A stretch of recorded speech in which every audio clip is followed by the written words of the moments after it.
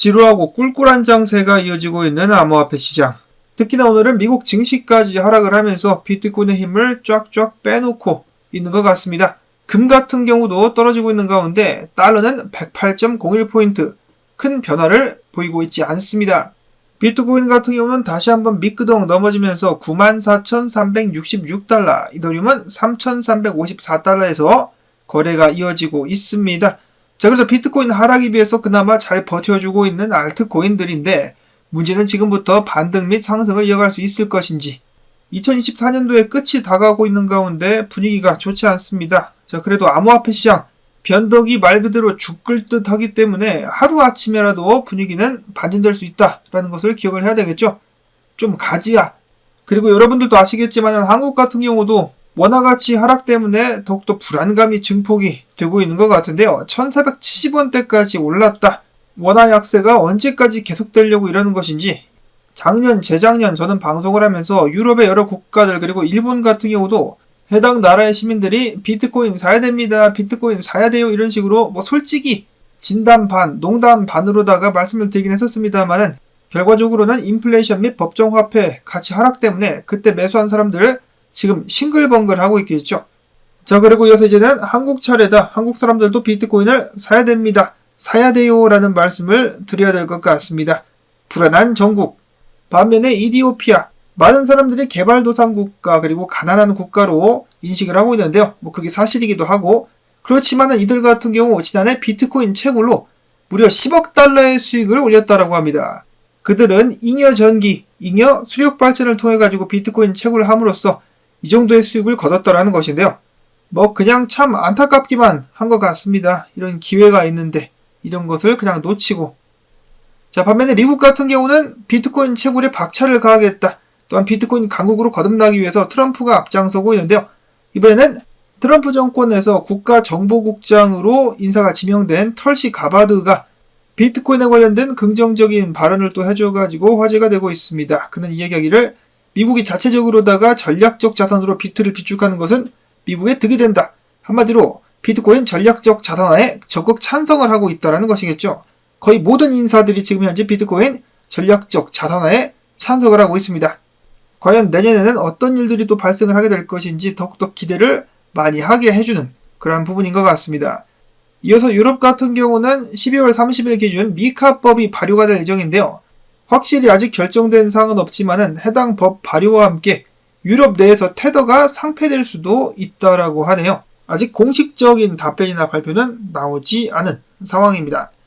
다음으로는 비트와이즈가 최근에 재미난 아이디어를 내가지고 ETF를 신청을 했죠. 바로 비트코인을 보유하고 있는 기업들을 중심으로 투자를 하게 해주는 ETF를 신청을 한 것인데요. 비트코인을 보유하고 있는 기업 대표적으로 당연히 마이크로스트래터지를 들 수가 있겠습니다.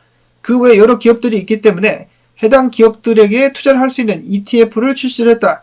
비트 가격이 올라갈 때마다 해당 회사들의 주가가 껑충 뛰는 것을 염두에 두고 ETF를 출시를 했다는 것인데요. 조건은 다음과 같습니다. 해당 ETF 안에 포함되기 위해서는 최소 1000개 이상의 비트코인을 보유하고 시가총액이 1억 달러 이상이며 1일 거래 유동성이 100만 달러 이상 또는 비공개 주식 비율이 10% 미만인 이런 기업들이 해당 ETF에 포함이 될 수 있을 것이다 라고 합니다. 자, 그런데 물론 그러한 조건을 갖춘 기업들 숫자가 많지는 않다라고 하는데요. 일단 비트코인 1000개 이상을 보유한 기업들은 전 세계에 22곳밖에 안 된다라고 하네요. 최근 비트코인 관련해가지고 많이 언급이 되고 있지는 않지만은 테슬라도 그 중에 한 곳이긴 한데요. 내년쯤 해가지고 다시 테슬라 비트코인 결제 및 테슬라가 비트코인을 더 많이 보유하기로 결정했다라는 소식 등등등이 나오면은 정말 좋을 것 같습니다. 자, 다음으로 어제 비트코인 현물 ETF 5일 만에 드디어 순유입으로 자금 유입이 전환이 되었습니다. 어제 4억 7,500만 달러가 유입이 되었고 블랙록에서는 5,650만 달러만이 유입이 되었었는데 피델리티와 아크인베스트가 크게 한 건들을 해주면서 각각 2억 5,437만 달러, 1억 8,694만 달러를 유입시키는 데 성공을 했습니다. 한편 비트코인 같은 경우는 전반적인 약세 그리고 전체적으로는 정확한 방향성이 나와주고 있지는 않은데요. 크립토쿼트 같은 경우는 이제 연말이 며칠 남지 않았는데 바이낸스에서 거래 수요를 측정하는 지표를 봤을 때 비트코인이 조만간에 2024년 말까지 해가지고 10만 달러를 다시 한번 테스트하러 가게 되지 않겠느냐 반등 나와줄 수 있지 않겠느냐라고 밝혔습니다. 바이낸스의 비트코인 시장가 매수 거래량 지표를 봤을 때 10월 28일 이후 더욱더 높은 저점을 형성하며 상승세를 보이고 있는데 이 저점이 3번 이상 높아질 경우 상승 추세가 형성될 가능성이 높다라고 하는데요. 지금 3번 이상 높였기 때문에 한번 쏘지 않겠느냐라고 기대를 하고 있는 것입니다.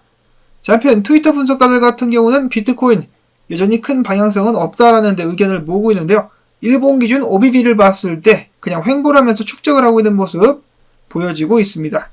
마찬가지죠. 마찬가지 의견입니다. 정확한 방향성은 나와 있지 않다라고 이야기가 되고 있는 가운데 단기적인 움직임 의견이 좀 갈리고 있습니다.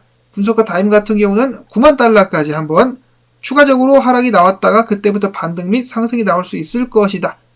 반면에 로만 분석가 같은 경우는 4시간 봉 상승 다이버전스가 나왔기 때문에 앞으로 하락보다는 상승의 무게를 두고 있다라고 이야기를 했는데요.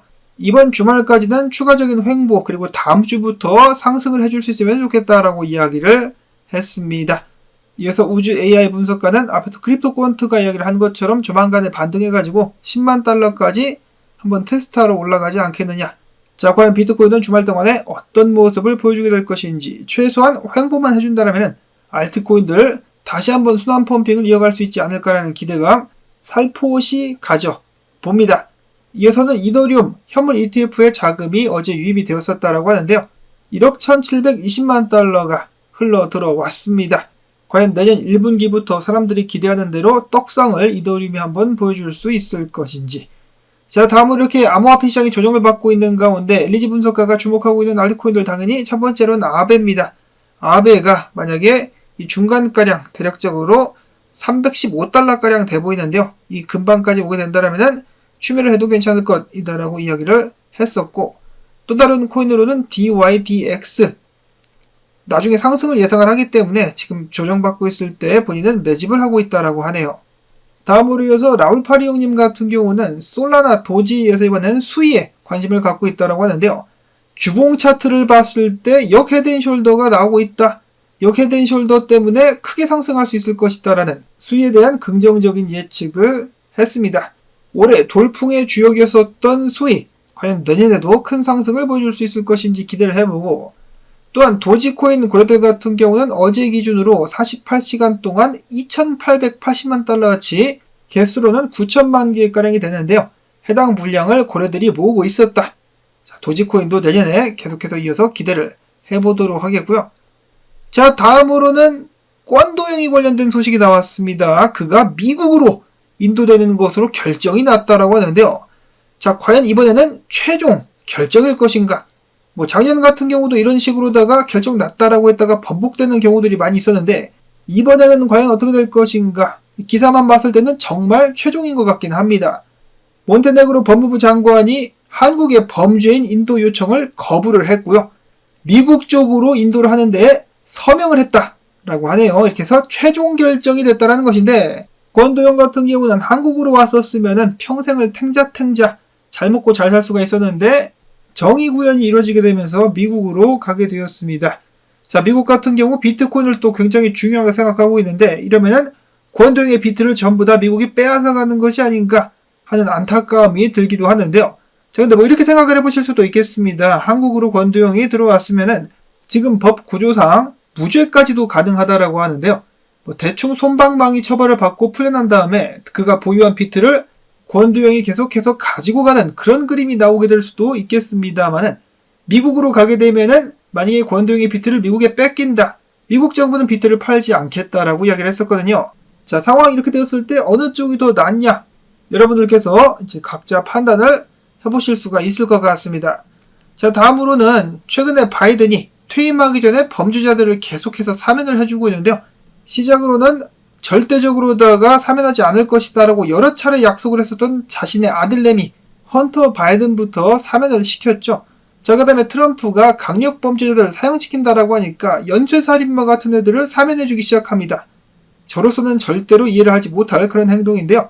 자, 그 다음으로 주목이 되는 것이 샘 뱅크만, 바이든 캠프 때 두 번째로 돈을 많이 기부한 사람 아니겠습니까? 샘 뱅크만도 바이든이 사면시켜주는 것 아니냐, 사람들이 웅성웅성 하고 있다라고 하네요. 앞에서 잠깐 말씀을 드렸다시피 사형수 같은 강력범죄자들을 사면을 해주고 있는데 당연히 샘 뱅크만 사면도 가능하지 않을까? 자, 근데 만약에 얘 같은 경우는 일찍 감옥에서 나오게 된다면 농담이 아니라 정말 총 맞을 수도 있다는 것을 인지를 해야 될 것 같습니다. 자, 어찌됐거나 요즘 장세 조용합니다. 이렇게 조용할 때 여러분들께서도 한 해를 마무리하며 평안하게 시간을 보내는 것도 전혀 나쁘지 않을 것 같습니다. 시청자분들께서 잘 쉬실 수 있기를 바라며 도움되셨다면 쉬는 동안에 광고 틀어주기를 통해서 채널 지원 부탁드립니다. 자, 그럼 저는 내일 또 새로운 소식 가지고 인사를 드릴게요. 안녕히 계십시오.